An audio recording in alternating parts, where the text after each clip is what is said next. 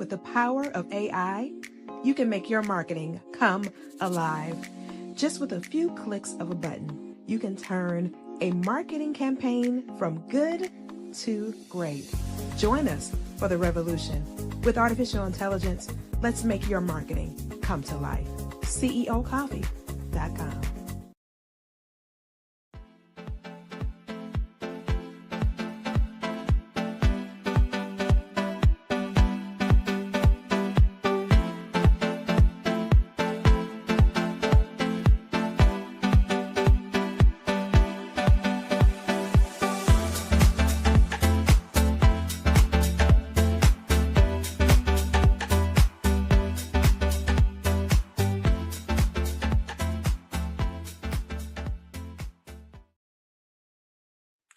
Hey, what's up, everybody? Welcome to tonight's show. Super excited to be in the building with my girl, naturally, Priya, the goddess herself. What's going on? What's good, everybody? Welcome to the show. We're excited to be here on tonight. We got a great show in store for you. Something that I had been thinking about, and I was like, let's chop it up about this subject. Let's chop it up and talk about it.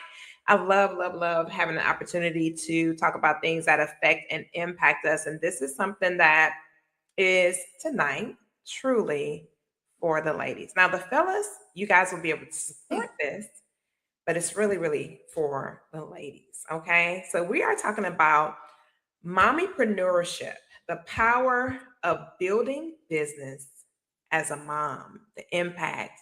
It's the why that a lot of women have for their families. It's like, you know what? I want to do something amazing now that I've procreated these tiny humans and I have these children. I want to leave my footprint in the earth for a different reason now, not just because I want somebody to know I've been here, but I want to leave something tangible for my children to have access to long after I'm gone. And interestingly enough, I was kind of thinking about my mommypreneur journey today, and I discovered something, Priya, something that I hadn't thought about the whole time that I've been on this journey. I got on the journey when I had my daughter, who is now 22.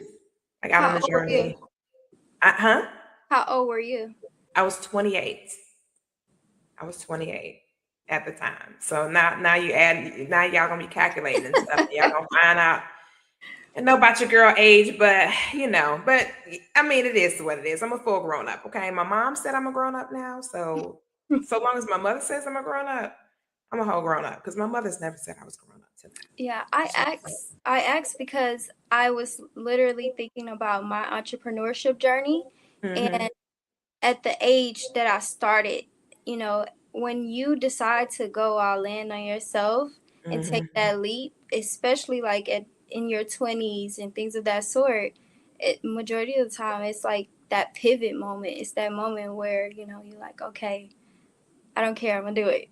So that's why It's super scary. It's super scary too. Like, and not scary in the sense of apprehension of fear, but it's scary because at that point you have to discover how you're going to be able to navigate through whatever relationship you're in, all of the necessities of being a mom, everything pertaining to the business. How am I going to lay all this out? How am I going to make all of this make sense and actually come together? And interestingly enough, I was thinking from the other side of the coin, now that my children are adults. When my children were younger, they were my why for doing business. And I was gung-ho about it. And like it wasn't a question of if I'm going live or if I'm doing this or if I'm going to do that. I was going to make it happen. And it was them as my why. And then I discovered something interesting that I hadn't thought about until today. Well, I kind of lost my mojo when my daughter got grown, my youngest daughter that I just talked about, and not realizing why I lost my mojo, because they were the why that I had in place for the reason why I was doing business. Now I have a totally different why. So I had to literally reinvent and rediscover why I was doing business in the first place. And it was so crazy because I was like, now it makes sense. Because I was like, I just like all of a sudden I just lost. I don't know how to even explain it. It's kind of like the concept and I have to use this as the only analogy I can really use that would make sense to me. It's the same concept as when people get 65 and you find that they actually retire from whatever organization they've given their life to, and you find them, next thing you know, you hear that they've either passed away or they've gotten dementia or something like that. You're like, well, wow, they was just vibrant like 2 months ago when they were working. What happened? Now I realize what happened. My mentor told me best when he actually resigned from being the chief of police. He said for 6 months he was in the bed. Literally for 6 months he was in the bed. And now I get it, because you got to literally have that next phase of what you're doing in place so that you don't lose sight of whatever the bigger picture is. Because if your innate desire is, oh, my children are young, I want to do something to establish a business and brand that would impact our household, make sure our household is running fluid and have those additional stream of income. But then when that income is no longer necessary for that specific need, then what happens next? And that's what when it hit me today, Priya, I was like, wow. So when you had that realization, how did you like come out of it, or what was the aha, okay, now I understand this is my new why. This is my new life because it's beyond your children now. What was that? Well, it shifted from my children back to myself, because now Yeah. I'm a major part of my why. But then now I have other people in my community that I cannot fail. I Right. cannot fail because there's other people that need me to win because they're a part of my community. And then I am now a Gigi. I'm a whole Gigi now. So Yeah. I have a tiny human as a grandbaby that was born on my birthday. So not only am I looking at the community that is expecting me to win, I'm also looking at the fact that I am an employer. So I have to be able to compensate the people that work for me, whether they're actually on payroll or contracted. I can't fail them. And then I have to look at the fact that now I have the next generation that is going to need me to win. So I had to look at it from, now I have a different why. So it was interesting because I was like, wow, had I prepared myself, I don't think I ever would have really lost my mojo. I may have had to dial back for a minute just to kind of reinvent the idea of what my next steps were. But for me to lose my mojo like that, now I'm like, man, and I'm glad that we're having this conversation because it gives us an opportunity to share with other women to say, hey, you need to be contemplating this. You're doing this for what reason? If the reason changes, then why are you doing it? What's the permanent reason for why you do what you do? So the permanent reason is so that I can be the lender and not the borrower. And I can be the person that adds to the stimulation of the economy. I can be an economic stimulant and transfer that energy not only from myself, but add value to others, train others, teach others, cultivate others, do the things necessary to make sure that people are winning in the generation that's coming behind me. So now the why still reverts back to not my children, but somebody else's children. Right. Absolutely. Yeah. Absolutely. When I came into my purpose, and really understanding it beyond entrepreneurship, my why changed, and it became more so of creating the safe space that I didn't have, you know. And once I saw bigger than just my children and my family, that's what motivated me to stick to it and to do the work and show up. Yes. Because my children was the reason why I started my journey of entrepreneurship as a young mother, you know, not really having a support system. Every time I had a job, I would lose my job because I didn't have nobody to get my son from school, or, you know, things of that sort. So I started my own business and worked it every day. But I was just doing the to make money at the time. And then once I started developing and learning more about myself and my journey and things of that sort, what I did change, my purpose changed. So I was able to attach my why to something different. So that was very crucial. I didn't even think about it to that extent of your why changing down the line. So Yeah. that's huge. Yeah. Yeah, and it's interesting because you have to have the why, and like what you were saying, it has to be something that would be sustainable for as long as the earth remains. It's just it's not it's a much bigger picture. And even my coach, Marcus Rogier, was talking about this when he was sharing about his why. And he was saying after he realized what he had been created to do, he was like, okay, this is the reason why I'm doing this. And it has to be something that's solely attached to your adding value to humanity, period. It's not just one set of individuals. It has to be something attached to humanity being for the better because of what it is that you're actually doing to add value. So with that being said, we still got to think about the power of a mother's why. We got to really think about that for a moment. Because when you think about one of the biggest things that I've learned over the years, and when I was doing my graduate studies, there was an interesting conversation that we had for a discussion that I spearheaded. And the one thing that they were talking about, I said, the greatest person to have on your team is a mother. And they were like, well, why would you say something like that? I said, one thing that a mother has that no one else may have is empathy. She's able to empathize. She's able to be sympathetic. She's able to do more than one thing at one time because she's been conditioned to be able to do it and to do it well. Now, I'm not saying go and multitask like crazy. However, in motherhood, you got more than one responsibility. I remember several times like coming in the house and the tiny human was hollering and screaming because they were either hungry or needed a diaper change or something, taking that tiny human, lugging that tiny human up the stairs on one arm while taking a bag of, maybe beauty supplies or something like that. Because I'm a cosmetologist by trade, so I always would purchase different beauty items to add to, my makeup and my skincare and all that. So I could have baby in one hand, have that in one hand, put that down, take care of baby, go back to do that, and so on and so forth. And so one thing about moms is we're able to multitask and we're able to do it efficiently. Now, I won't say for everything, because there are some times where you have to give your undivided attention when it comes to the intentionality of the family. So let's talk about how you put everything into perspective. So, of course, it would be God first, but then what comes after that when you're a mom, a mompreneur? What comes after that? We know you keep your creator first, but what's after that?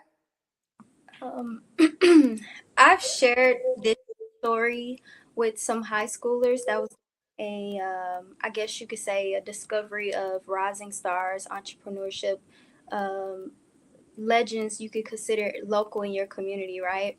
And I just thought about this because when I was asked that question, how do I do it all? How do I balance it all? And how am I able to show up in every area of my life and still be able to be whole or at peace and not overwhelmed? Because running a business, being an entrepreneur, and being a mother, those are babies. Your Mhm. business is a baby, and it takes a lot of your time. But being being sufficient and effective when it comes to time management is important. And no, we don't want to live by the clock, but I mean, when you're raising children, they have to have structure. When you're building a business, it has to have structure. So that's some of the things that I was able to hone in on, being able to look at my business like my job. So business hours, these are the hours. When I get up and I get my kids together, because they have to be first, of course, you Mhm. children together, make sure they have what they need so you can do your business. And Mhm. then when it's lunchtime, okay, now I need to take a break from work, from my business, to, feed my kids, tend to my children, make sure they have what they need. And as soon as we're done with lunch, okay, you guys, now mommy's about to go back to this for a few hours, and then we're going to get dinner ready, and we're going to, make sure that we have everything else we need to close the night out. But having a routine, having structure, and time management helped me build a international hair care company within 2 years. And I did Mhm. it by myself with my children being homeschooled. So it's possible. It's just learning your own flow. Everyone's flow is going to be different, but the foundation should be somewhat the same. Facts, facts. You mentioned about making sure the children's needs are met, but I didn't hear you say anything about your needs being met. Oh yeah, absolutely.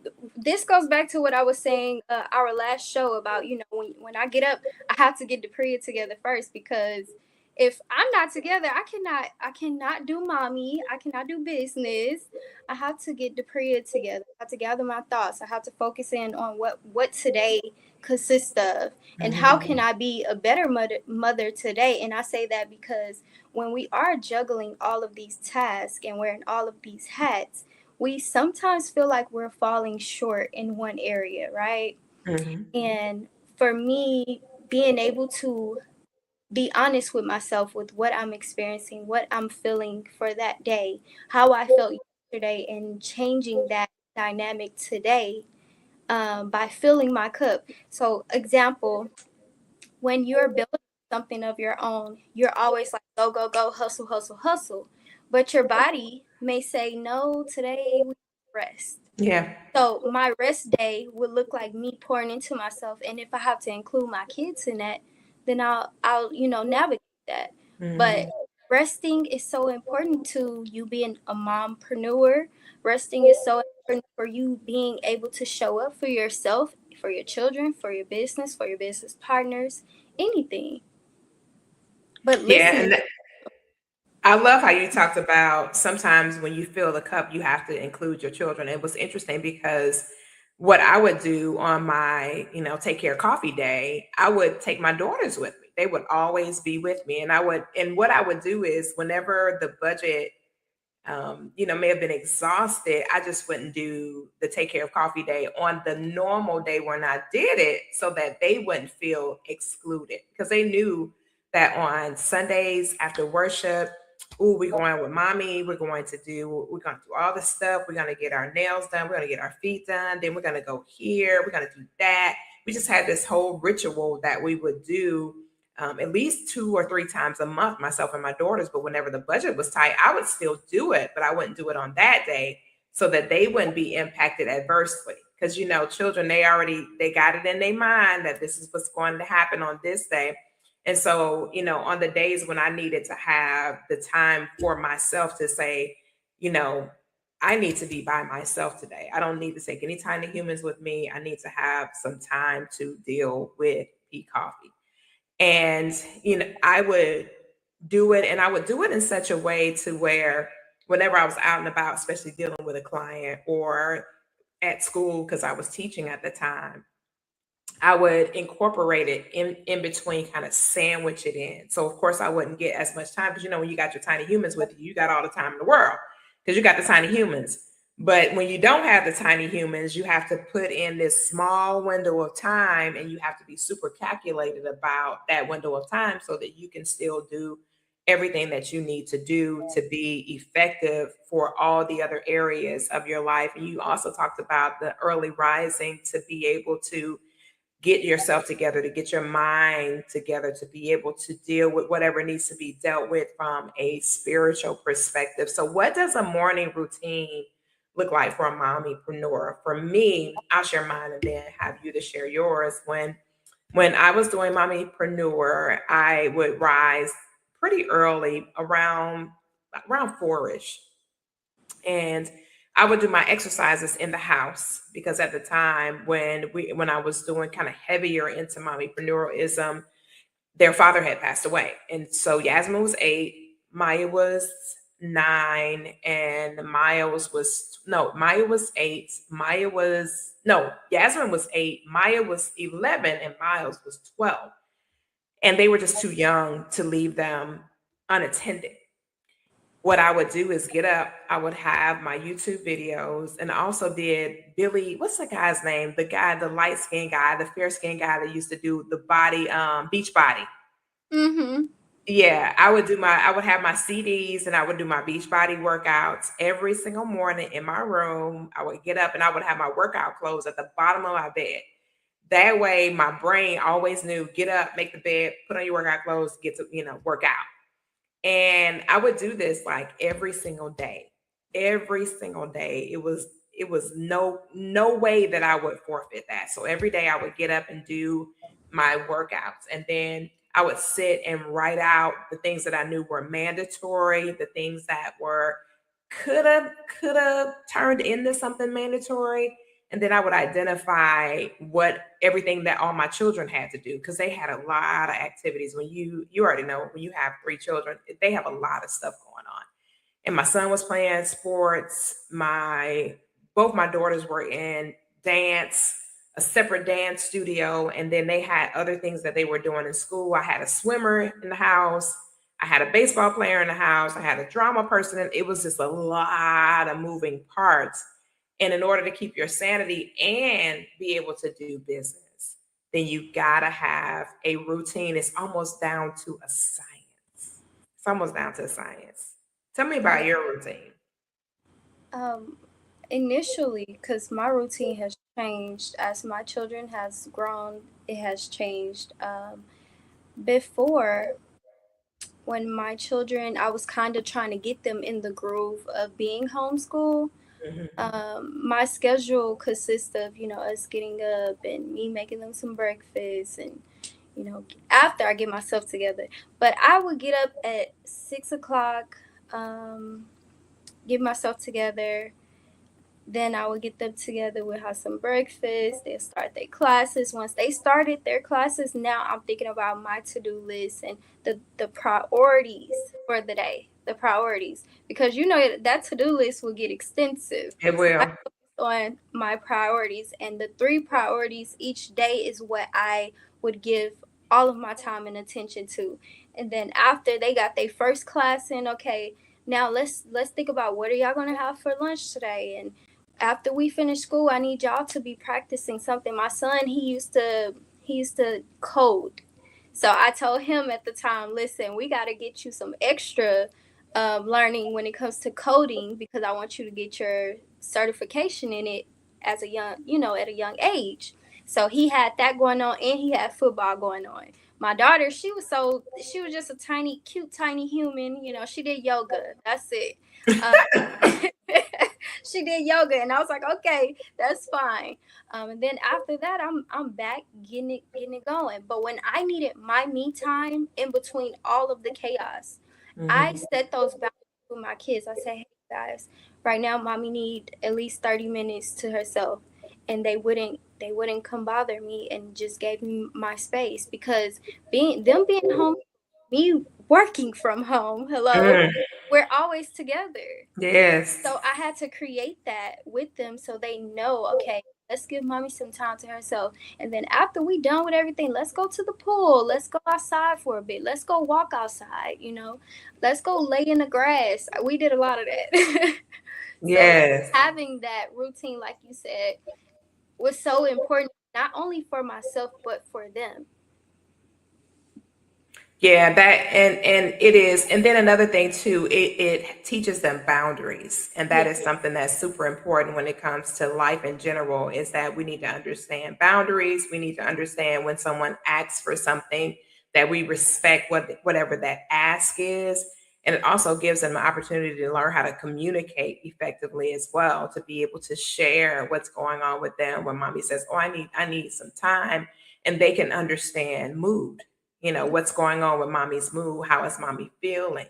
What does mommy look like? I remember one time I was in my office contemplating trying to get things together for Miles's college, because it was on me to take care Yeah. of the college stuff. Of course, he had his dad's stuff from the military, but of course it doesn't cover housing and stuff like that. So you still got to come up with, a ton of money for housing and all the other things outside of just the educational element. And I was in my office and I was a little frustrated.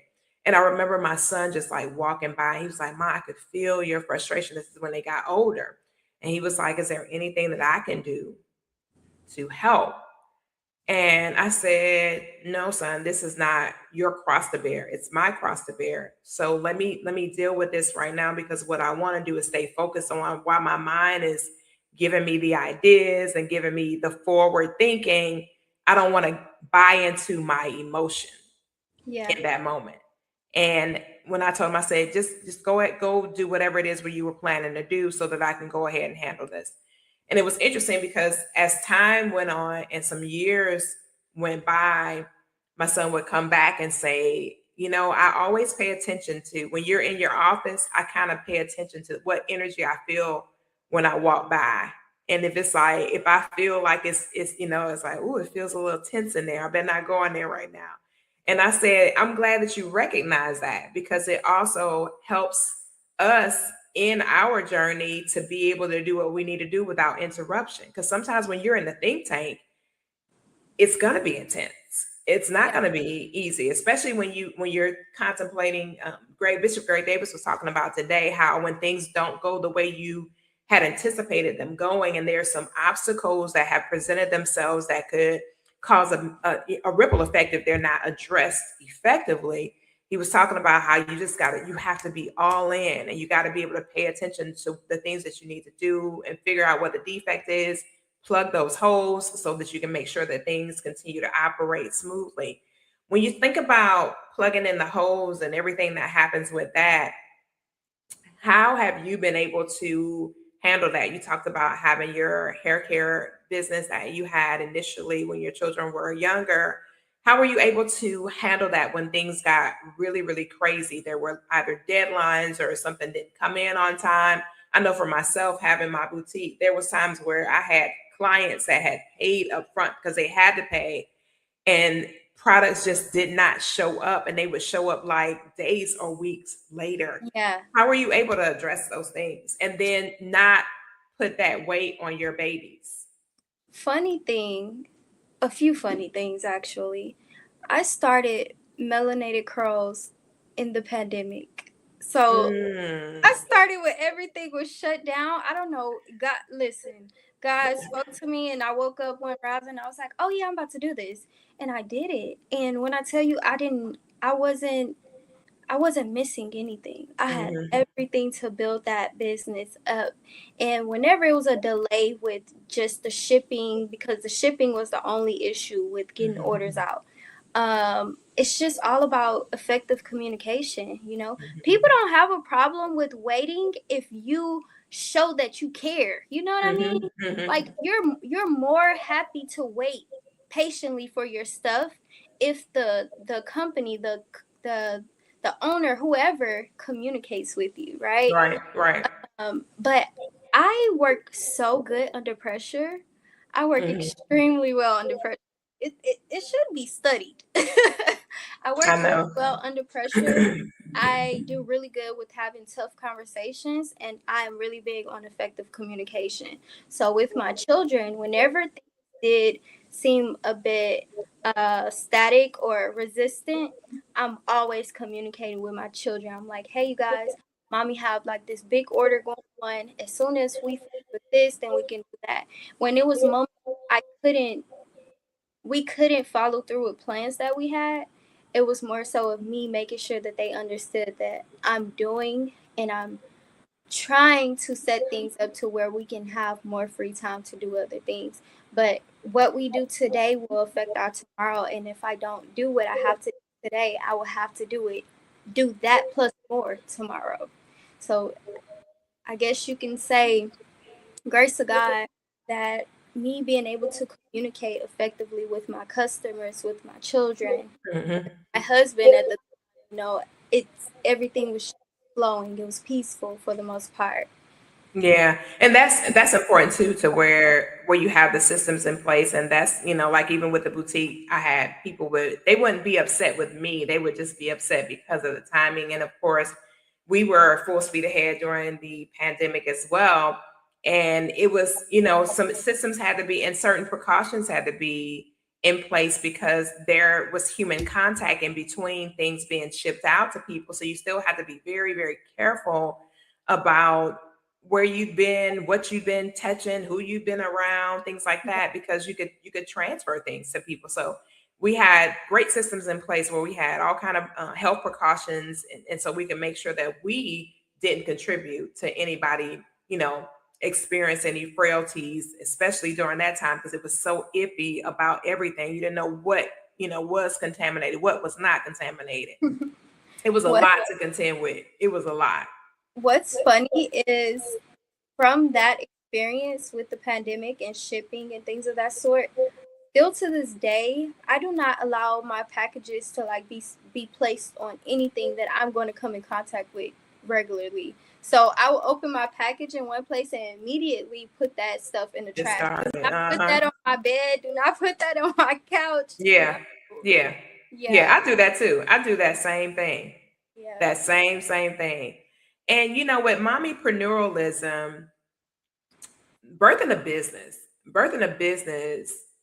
what's the deeper meaning of that? What's the deeper meaning of bringing something to life like that? You know, we bring to life kind of by default pregnancy because it's just a matter of copulation and conception. There's not really, unless you have fertility challenges, there's not a whole lot of rhyme or reason to it, right? You just the ovulation window, copulation, conception, at the end, right? Yeah.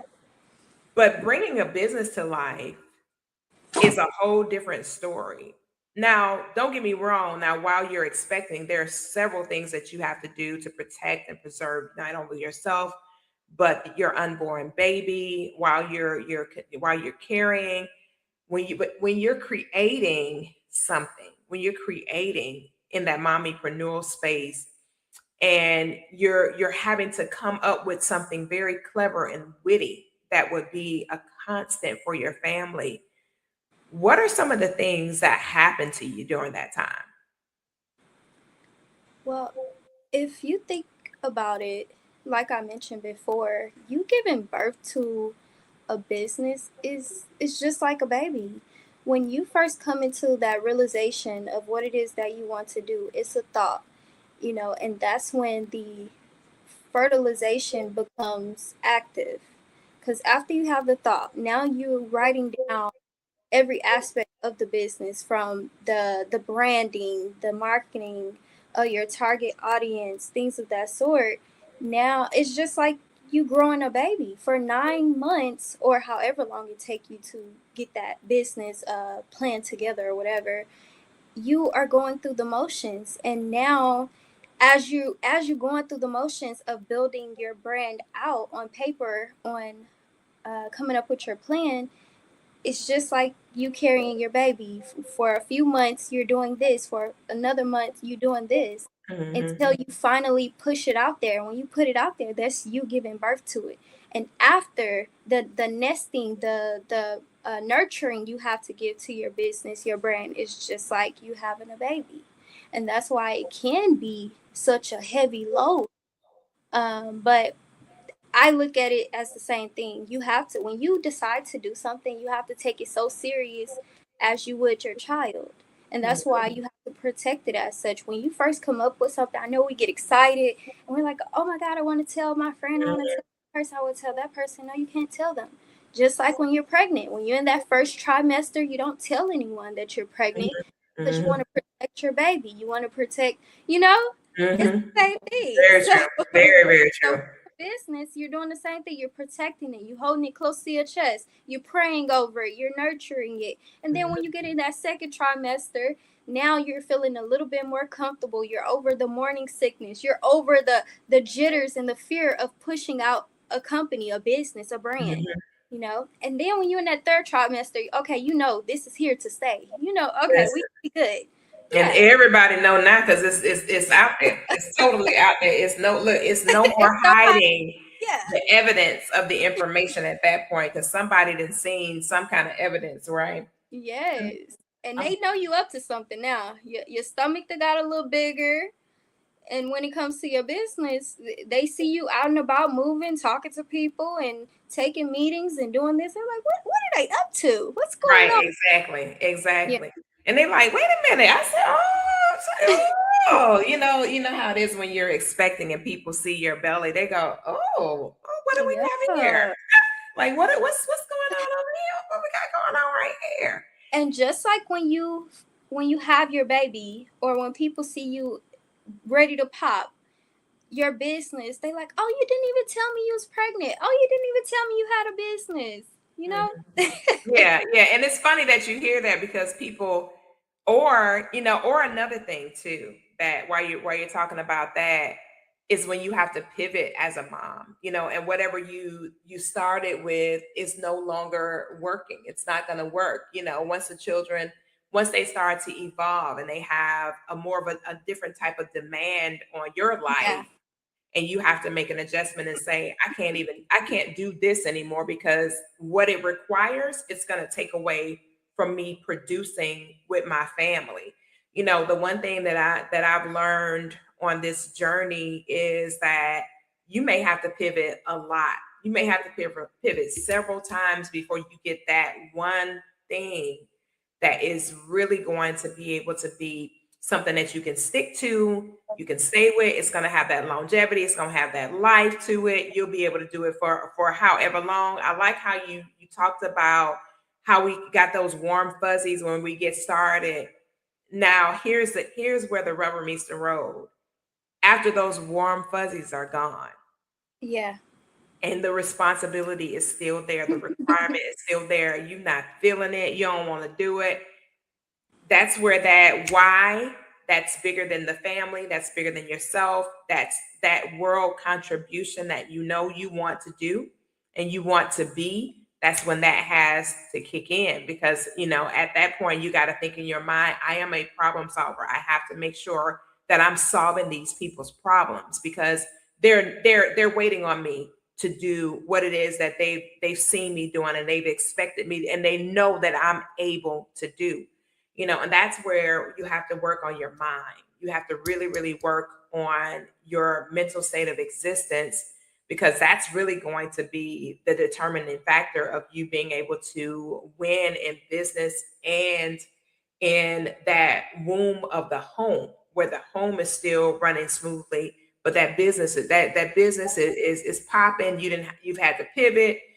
Life is going to life. That's another thing too. Another thing is, like, life is going to life. There's going to be times where something happens with one of the children, and you have to steal away. You have to steal away. And more so than not, something happens with one of the children, especially if you're like Depria and myself and you have multiple children, more than you can carry in your two arms, right? Once you get past I got two in my arms, then it's a whole nother ball game when you have more than two children that you have to tend to. You have to really make a lot of adjustments. And then you have to also consider the person that you're in partnership with, your life partner. How are you still going to be able to take care of their need along this path? And then also you got to work on making sure that you don't get caught up in the guilt of, I didn't do this, or I wasn't able to go there, or I wasn't able to do this. I remember sharing the responsibility with their dad and saying, hey, I got to be in, because I used to travel here to Houston a lot. I got to be in Houston. And I know the children have a couple of things coming up. Can I count on you to make sure that you're there? So at least one of us represents the family. He's like, yeah, I'll be there. No problem. No problem. Now, can you cook? Can you make sure that we got, meals for the next 5 days? So that way we won't have to spend no money and the children can have home cooked meals. Absolutely. I can do 5 days worth of meals. Absolutely. I can do that. Make sure that's done, because he did everything else. He would wash anything else that needed to be done. But as far as the meal prep, he was like, I'm gonna need you to handle that. And I would do that and have all that stuff prepared so that when I was on the road, it wouldn't have to be him saying, well, I had to spend $100 and something. I got three babies and myself, and we had to go get some food. So, it's real expensive out here to get food. So it wasn't any of those kind of challenges. And then the children still felt, they still felt a part of their mom being present, because they still had home cooked meals. Yeah. So how is it as a mom that you can be present when you have to be absent?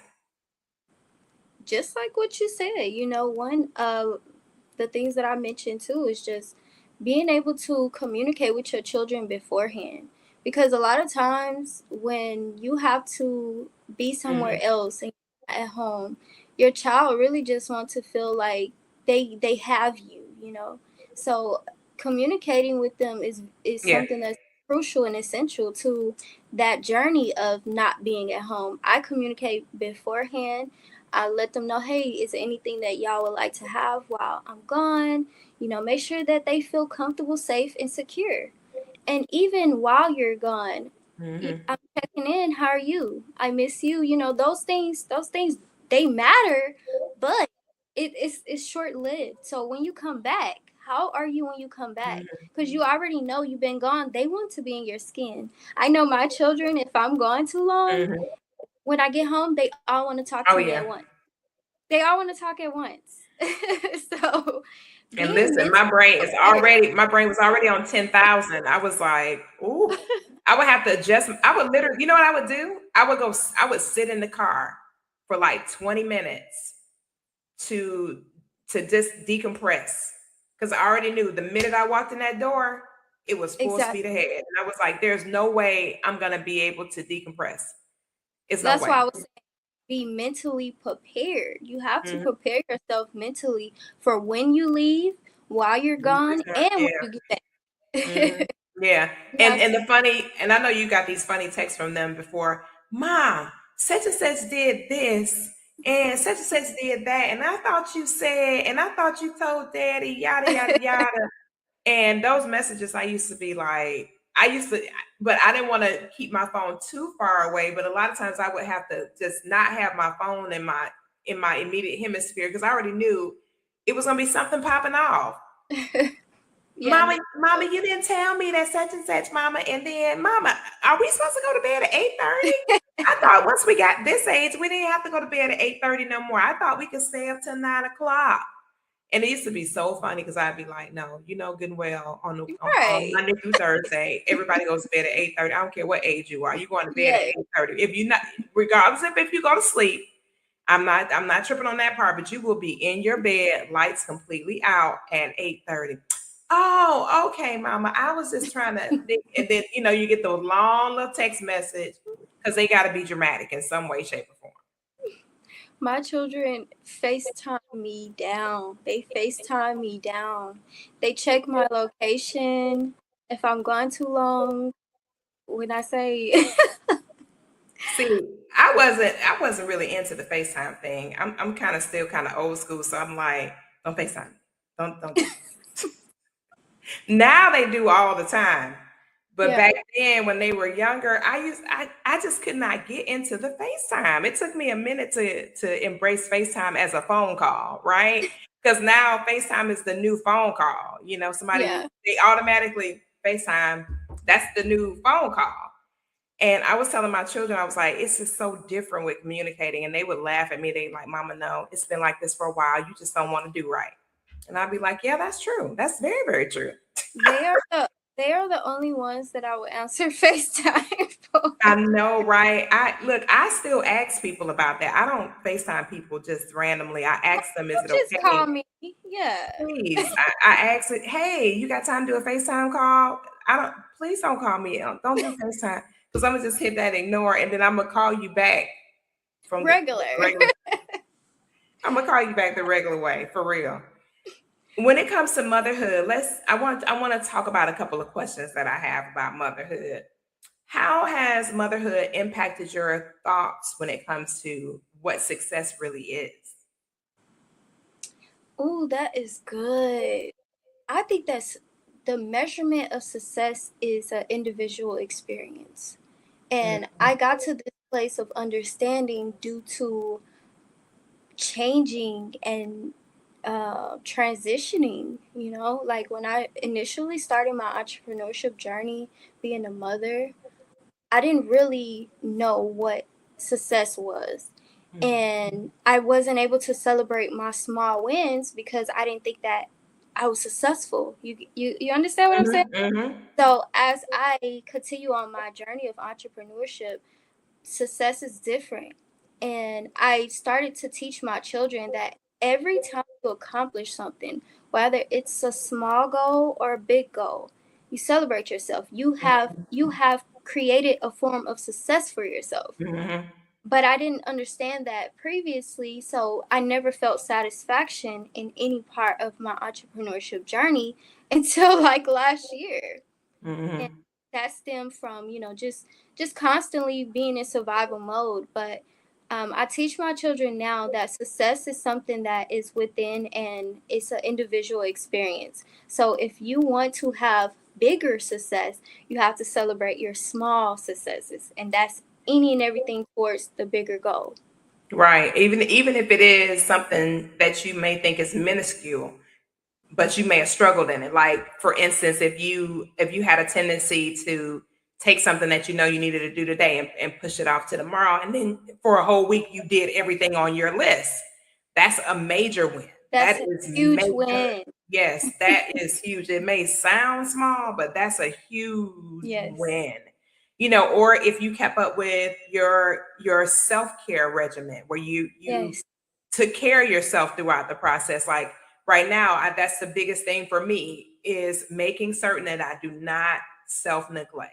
Yes. Period. No excuse, no exception, making sure I do not self-neglect while in whatever it is I'm doing. Like I'm always traveling. So the next city that I go to, I always make plans. I talk with one of my friends. I was like, hey, where I'm gonna be staying at, are you certain in without because they'll say that they have accommodations for exercising, and then you get there and you discover it's the crock of bull.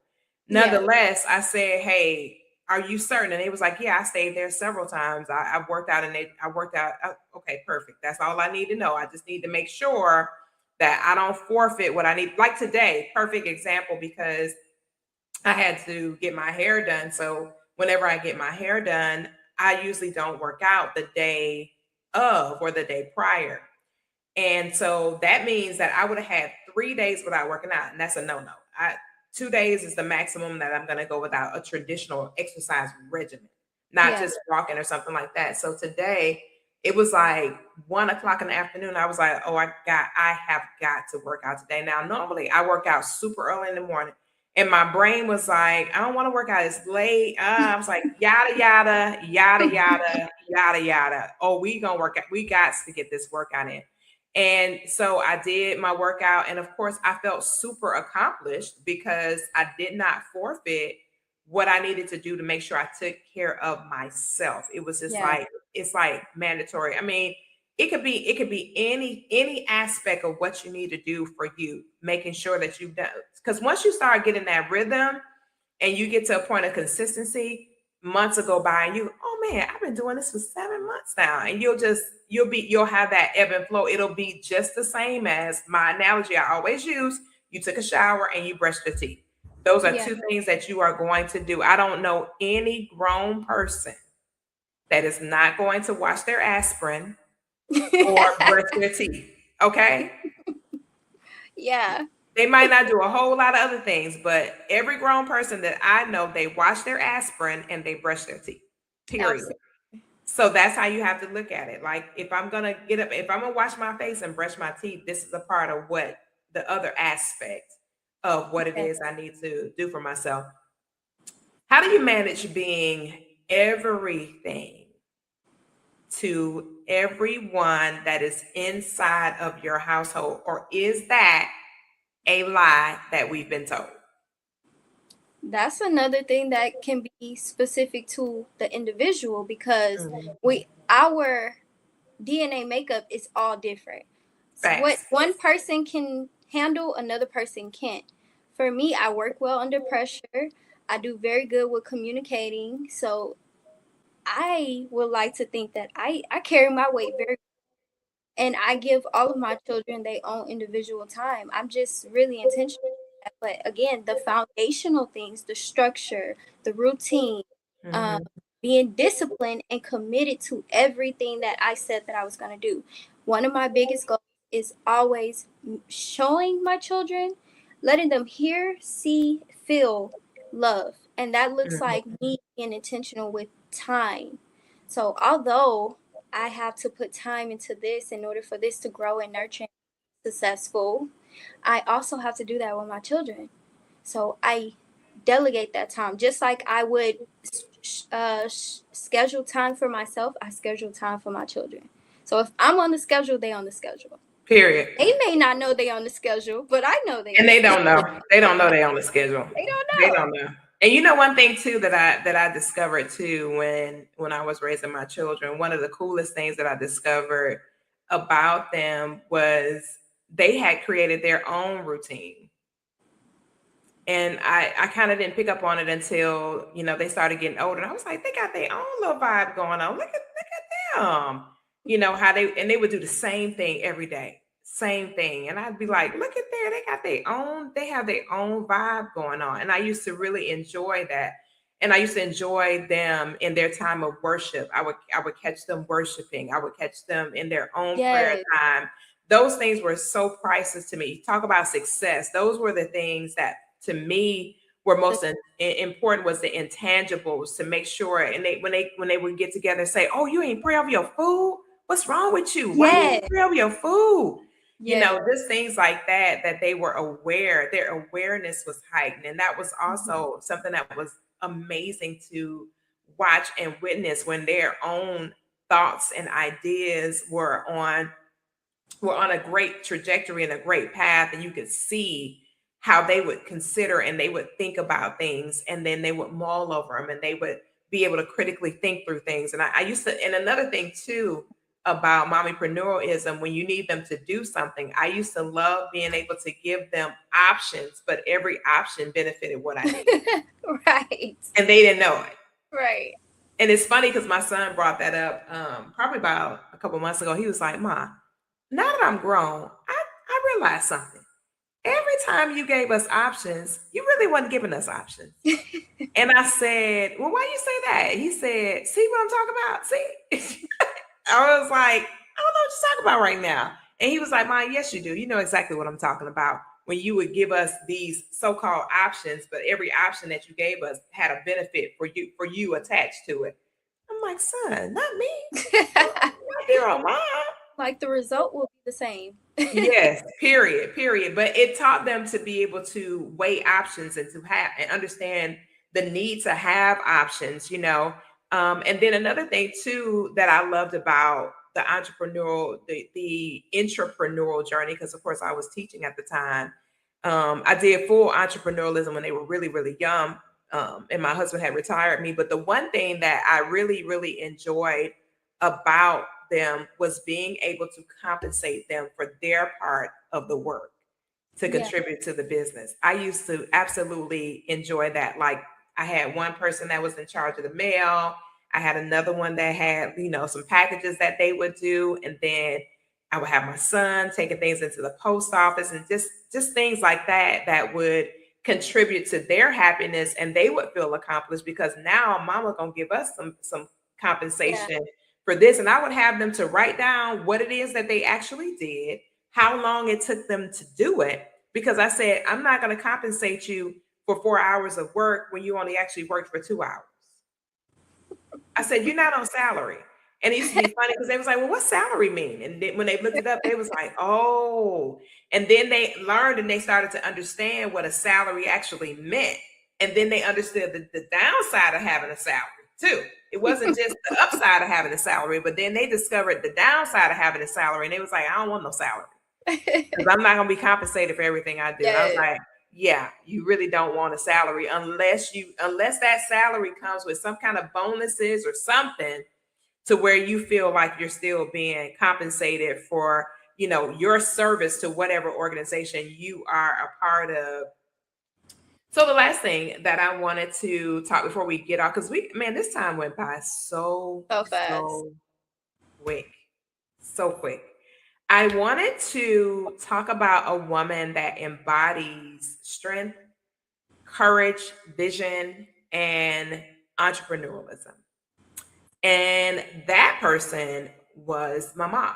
Now she's much older, but my mom actually embodied that for us, because my mother, when my mom and dad got married, long story shortened, my dad ended up becoming blind, fully blind, to the point where he was not able to pursue the traditional things that he wanted to do business-wise, which left he and my mom having to identify entrepreneurial endeavors to where they could generate revenue to keep the household running smoothly, while we were supplemented for my dad's handicap, right? And those supplements are very, very small. Mm-hmm. It's 8 of us, okay? It is 8 of us. All right. So my father became a gardener, massive gardener doing organics. It's so funny because when my dad and I started talking about organics, he's like, man, I've been doing organics since 1974. You know, it was funny to hear him. I was like, yeah, it made me mad because I'm like, we've been doing it. We needed to get compensated for that. We didn't even know what to call it. We just called it growing our own food, right? But my mom, literally, her role was that she would actually bring in children from the neighborhood who had learning disabilities, and she would actually teach them. She would teach them so that they would not get behind in their schooling. And it got to the point where it was countless children in our community. And then my mom did doula work as well and midwifery. So there were several things that she did to generate revenue and bring that in. And so that's what I saw growing up. And of course, that made me who I am. So it was automatic that when I turned 12 years old, I was working. I was literally working. And interestingly enough, the woman that the same our show that's on Roku television, she was my first real boss. And I was super, super young. Even though I had those endeavors when I was 12, 13, 14, when I got to her, I was a very young high schooler because I got out of school pretty young. My mom put me in school at 3 years old. So I got out early. But nonetheless, I was the only person selected to work for the commanders and chiefs on the military base. And she was actually my boss. That's how I met her. That's how long she and I have been friends. And then I turned around and became her nanny. Crazy, right? And here it is, some 30 some odd years later. So those are the two women that, you know, now she's a full entrepreneur, a Gigi herself, and just doing some amazing things in the media space. But those are just two women that I wanted to speak about that did some amazing things in the entrepreneurial world. They may not have made massive amounts of money or anything like that, but their impact is priceless. Their impact is priceless. And it helped me to become the woman that I am today. And so I have to give credit where credit is due for sure. And that is to my mom and to our executive producer, Denise Powell. And it's just a gratitude moment for me when I start thinking about the women. It's several other women that have impacted my journey. Nonetheless, those are the two longest standing women that had an impact on my journey, from me being a tiny human to a full grown woman with my own family, my own children, and now my own grandchild. So I just wanted to share that. Do you have a lady that you want to talk about before we shut it down? Oh, absolutely. Has been amazing on your journey? My granny, she is 77. Oh, listen here. When I tell you, my granny, she was such a star. She's still a star. She's still shining bright. Come on. But she have been into fashion since I think she had her second child, and she had many of fashion shows for the big name designers. She's been in the industry for so long, and to see her persevere through the hardship, the challenges. I think she has 7 children. She was working 2 jobs, and she still pursued her dream of being a fashion designer. Still to this day, if she's going somewhere, she's making her dress. When get married, like when we had prom, all those things, she's making our clothes. Whenever anything going on, Granny make our dresses, our clothes, and it's just such an honor to experience a woman who pushed herself beyond, but also continue to stay grounded in her light throughout the journey. So my granny. Come on, Granny. That's dope. Out here making stuff. Let me call her and see what she's doing. I have a sister who is a seamstress as well. She's a very influential seamstress in Florida. So I definitely get that amazing craft. That is an amazing craft to be able to create clothing like that. That's priceless. It's totally priceless. Yes, indeed. Totally priceless.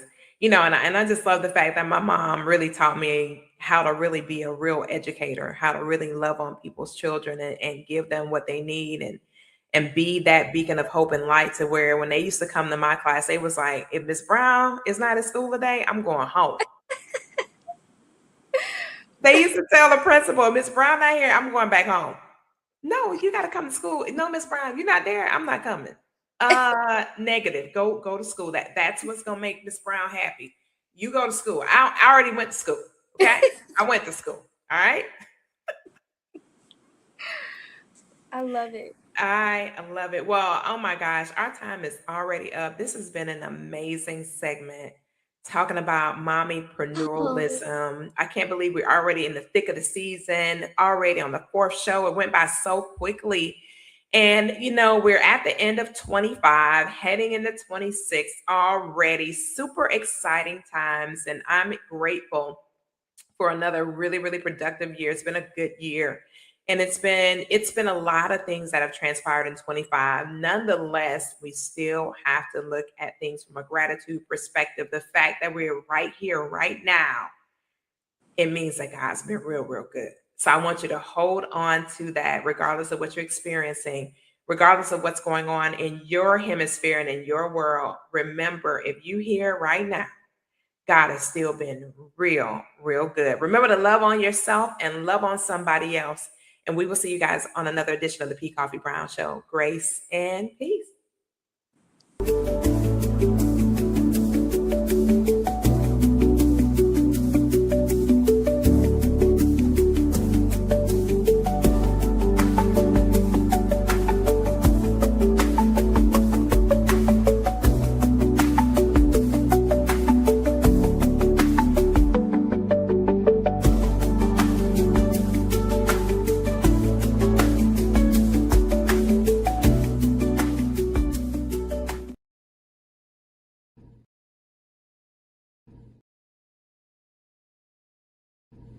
Hi, it's your favorite natural goddess, Priya. I help women heal, grow, earn, all while becoming their version of her. And I want to be the first to welcome you to the Rich Goddess Universe.